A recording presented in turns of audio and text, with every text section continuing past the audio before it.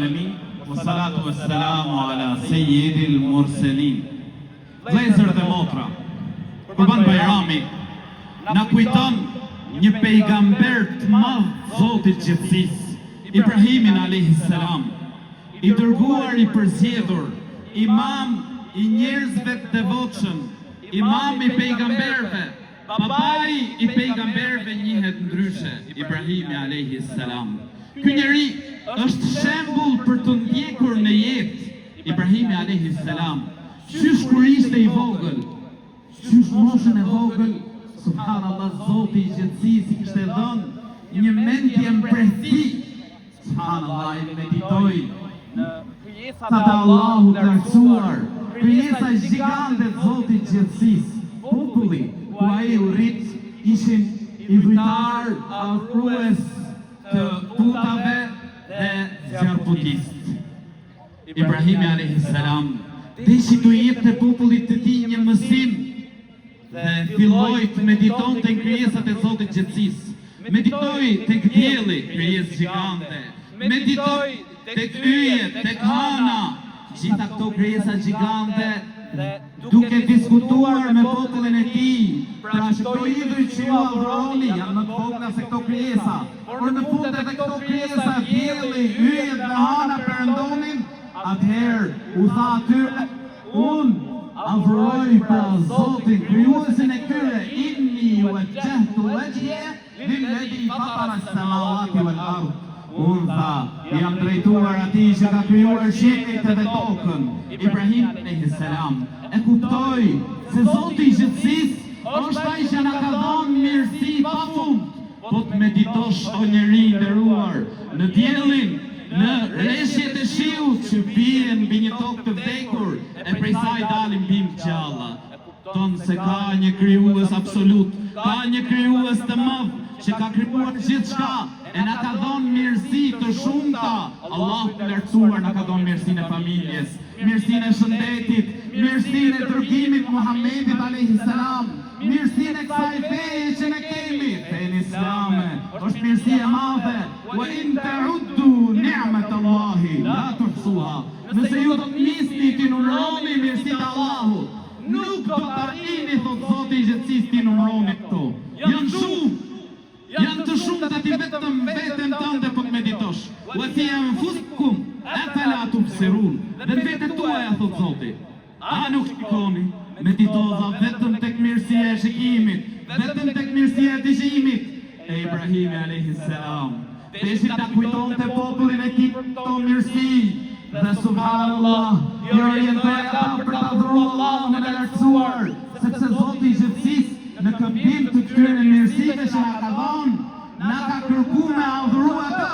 Po ma khalaqtul jinna wal insa illa liya'budun. Jetoi Ibrahimi alayhis salam duke i ftuar njerëzit për ta adhuruar Allahun e lartësuar. Emigroi nga Babilonia për në Sham, e më pas në Egjipt, e atje u martua me Haxherën dhe e begatoi i madhi Zot me Ismailin alayhis salam. Më pas e urdhëron Zoti i gjithësisë që familjen e tij ta vendoste në një tokë ku në të nuk ishte bimësi, pranë Mekën e sotme. Aty e urdhëron Allahu i lartësuar që bashkë me djalin e tij Ismailin të rindërtonin Ka'ben mbi themelet e saj. E kur Ismaili alayhis salam e arriti atë moshën që ishte pra i lidhur fort me babain e tij dhe kishte më shumë ti nevojë babai i tij për të, aty vjen provimi dhe provohet Ibrahimi alayhis salam bashkë me Ismailin. E urdhëron Zoti i gjithësisë që djalin e tij ta bënte kurban dhe i drejtohet babait djalit. Imagjinoj, shiko çfarë edukimi, çfarë edukate, çfarë shembulli ishte Ibrahimi alayhis salam. Thot, o djali, unë shikoj në ëndër, pra urdhërohem që të bëj kurban. Më pas e pyeti, thot, çka mendon? Ismaili alayhis salam, shiko djalin, urdhri i Zotit, çfarë tha? O babai im, bëj atë çka urdhërohesh. Erdhi urdhër prej Zotit gjithësisë. Ibrahimi alayhis salam i gatshëm u vun provim dhe vllai nderuar, të gjithë në këtë dynja jemi në provim, me të mirën dhe me të keqen. Ibrahimi alayhis salam ishte profet. Dhe normal, urdhri për to, prova për to ishte tepër e madhe. Sa ashtu provohen profetët. Ndërsa ne, urdhrat për ne janë të lehta, ne urdhërohemi me fal namaz. Është mirësi për ne, lidhje me Zotin e gjithësisë. Ne urdhërohemi me respektu prindrit. Është mirësi për ne, kënaqësia e Allahut është kënaqësia e prindit, xheneti është në këmbët e nënës.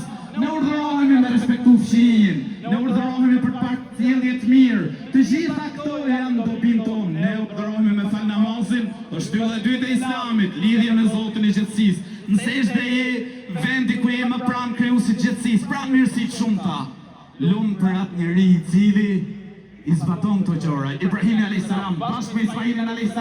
të gatshëm për ta praktikuar dhe për ta vënë zbatim urdhrin e Zotit të gjithësisë. E kur bëhet gati me bë kurban, Ismailin a.s. aty e kaloi me sukses provimin. E kaloi me sukses zbatimin e urdhrit të Zotit të gjithësisë. Allahu i lartësuar nuk kishte nevojë që Ibrahim a.s. të vriste djalin e tij, të bënte atë kurban. Dhe subhanallah vjen dhurata për Allahut të lartësuar. E zvendësuam ne atë, thot Zoti i gjithësisë, me një kurban madhështor. Dhe më pas thot dhe kështu i shpërblejm vepër mirët, punë mirët. Subhanallah, erdhi qysh në moment shpërblimi për Allahut të lartësuar. Dhe kështu të vjen shpërblimi nëse i bindesh Zotit i gjithësisë. Premton Allahu i lartësuar në Kur'an, ku thot premton pra se cili do mashkull apo femër që bën vepra të mira, duke qenë besimtar, do t'ja mundsojmë atij jetë mirë këtë botë. Dhe më pas premton Zoti i gjithësisë shpërblim në botën tjetër.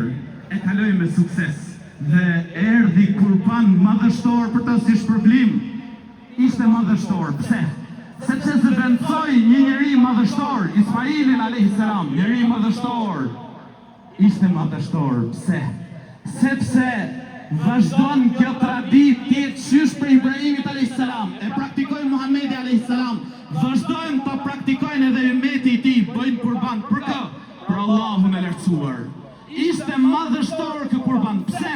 Se bëhet vetëm për Allahun e lartësuar. Zoti i gjithësisë thot në Kur'an: "Fasalli li rabbika wanhar", falu për Zotin tënd. E për të bëj kurban, pra për Allahun e lartësuar bëj kurban. Në një ajet tjetër Zoti i gjithësisë thot: "Kul inna salati wa nusuki wa mahyaya wa mamati lillahi rabbil alamin." Thuaj, namazi im, kurbani im, jeta ime dhe vdekja ime janë vetëm për Allahun, Zotin e botrave. Kohën e profetit a.s. kishte njerëz që bonin kurban, por e bonin atë për idhuj, shirk, mëkat i madh, nuk e fal Allahu i lartësuar.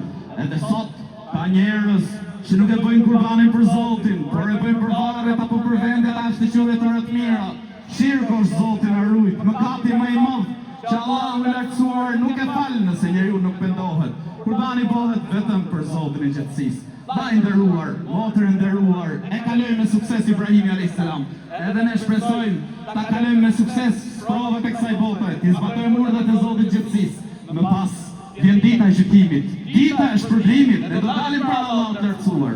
Zoti i gjithësisë na ka treguar në Kur'an se ne do të ringjallemi, se ne do dalim para Tij. Allahu i lartësuar ka sjell shembuj të shumë për ringjallje.